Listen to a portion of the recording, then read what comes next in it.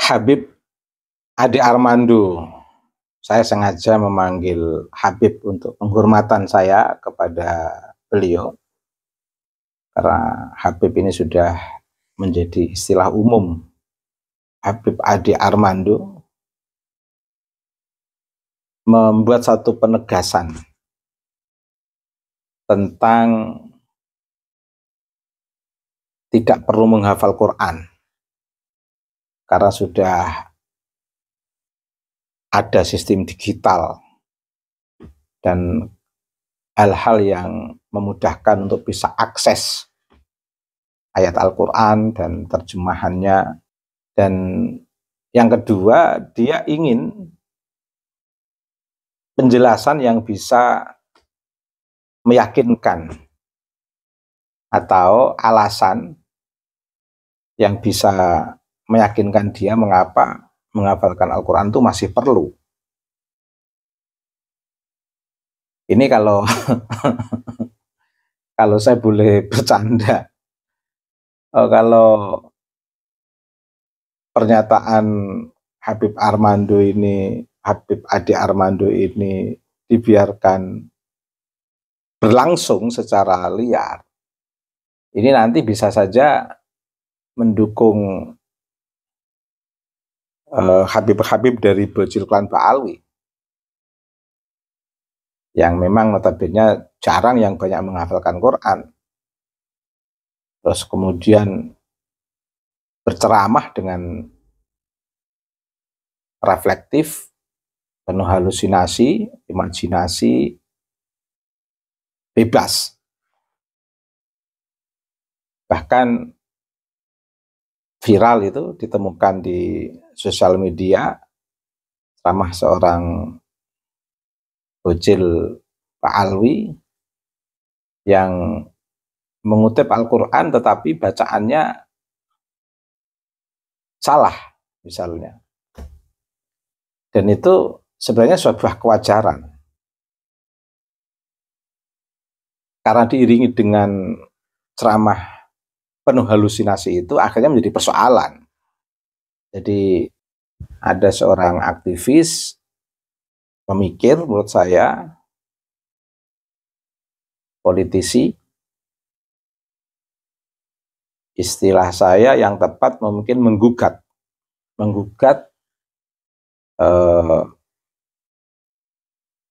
umat Islam menghafalkan Al-Quran dengan fenomena digital yang sudah cukup menjadi representasi kemudahan-kemudahan membaca Al-Quran. Ini dari Habib Ade Armando. Kemudian dikasih wadah dari perilaku bocil-bocil HBF yang ceramah bebas. Wah, ini sempurna ini. Dunia makin lucu. Dunia lucu-lucu. Baik, saya tidak ingin lama-lama untuk berkomedian dengan Habib Ade Armando dan bocil-bocil yang ceramah di sosial media. Saya hanya ingin langsung menanggapi saja alasan mengapa masih perlu orang menghafal Al-Quran bisa dipahami baik secara normatif maupun secara historis. Secara normatif, orang kalau hafal dan didukung dengan ilmu pengetahuan, relevansi ayat dengan perkembangan saintifik, itu jadi menarik. Oke, sekarang kita ambil contoh dulu. Bagi seorang pakar hukum dalam sebuah persidangan misalnya, tentu akan lebih indah, lebih meyakinkan dalam teori komunikasi itu sering kita mengenal komunikasi persuasif, sebuah komunikasi yang meyakinkan. Seorang pakar hukum itu akan lebih meyakinkan apabila dia dalam menyampaikan penyampaian materi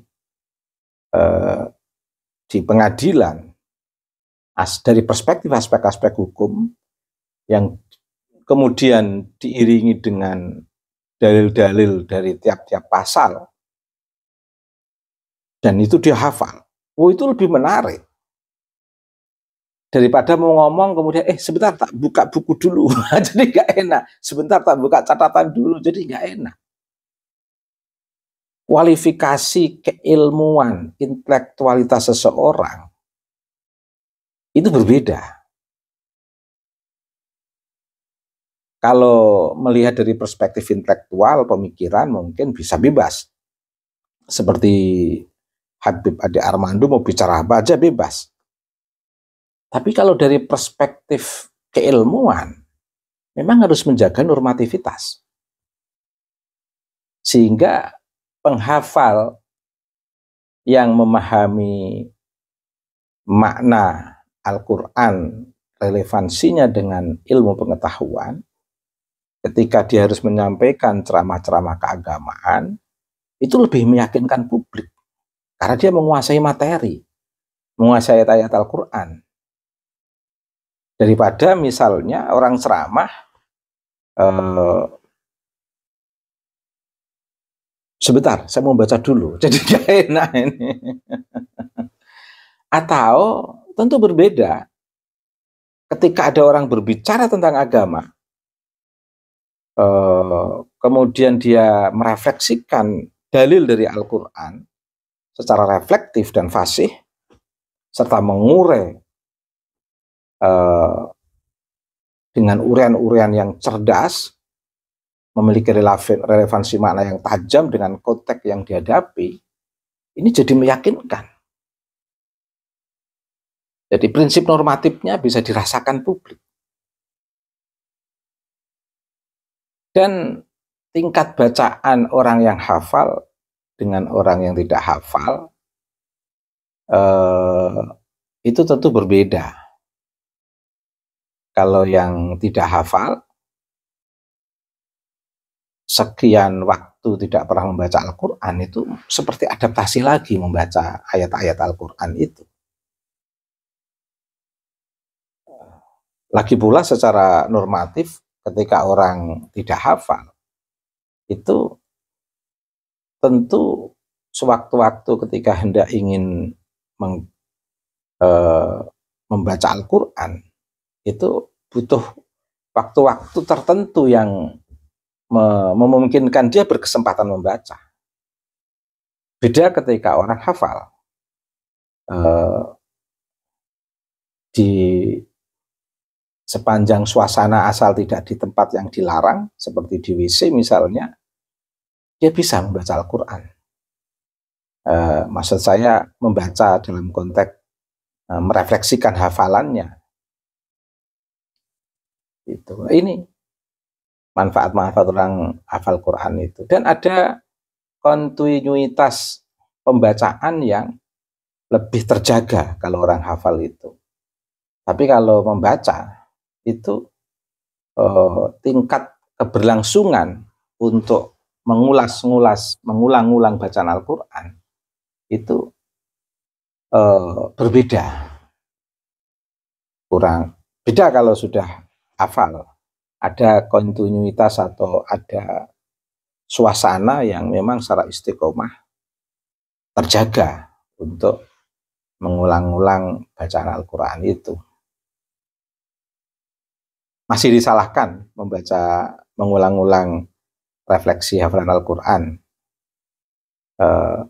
Tentu kalau itu disalahkan juga lebih lucu lagi. Membaca ayat Al-Quran di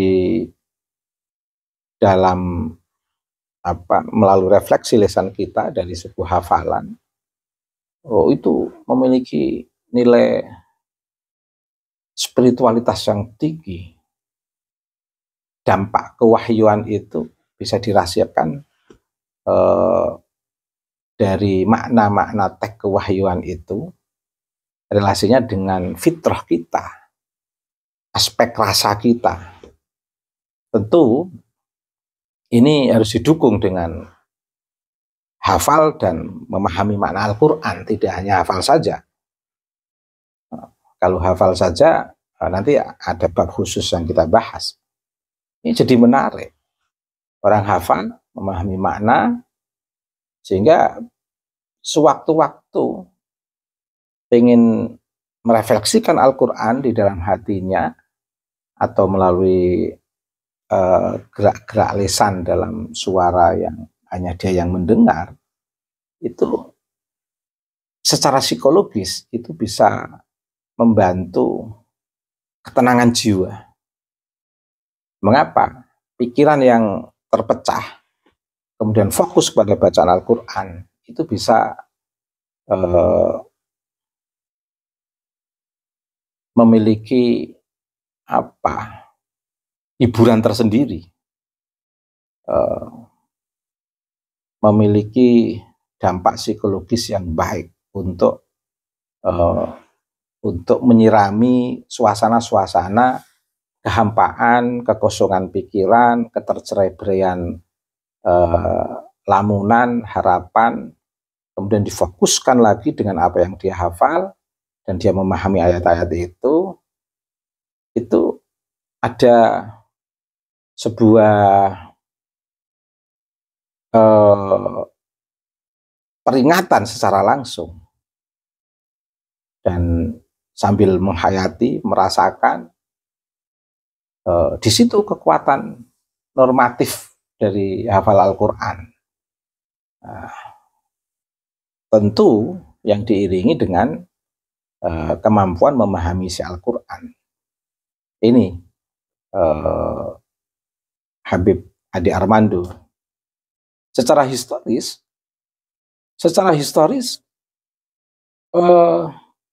seorang yang hafal Al-Quran dan memahami makna itu akan bisa lebih cepat untuk mengkontekkan ayat dengan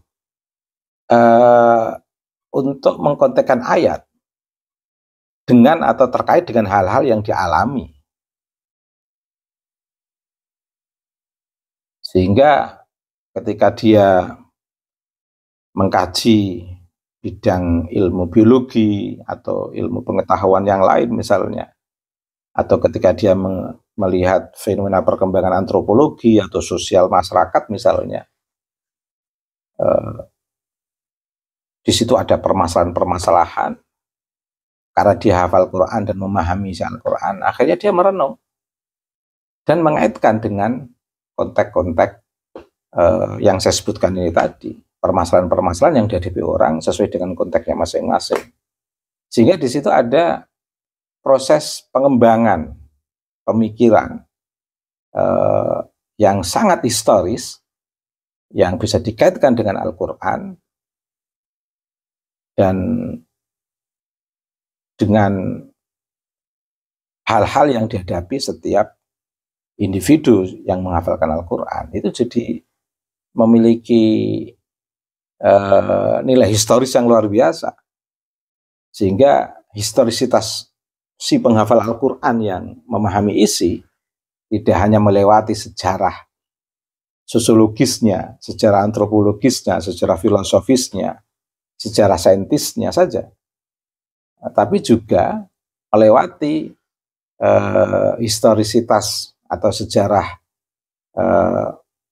berbagai bidang keilmuan tadi, bisa diiringi dengan nilai-nilai keutamaan dan kebenaran yang ada dalam kewahyuan Al-Quran, sehingga Al-Quran di situ selalu menjadi cahaya, menguatkan nilai-nilai di tengah studi apapun yang dilakukan oleh para penghafal Al-Quran.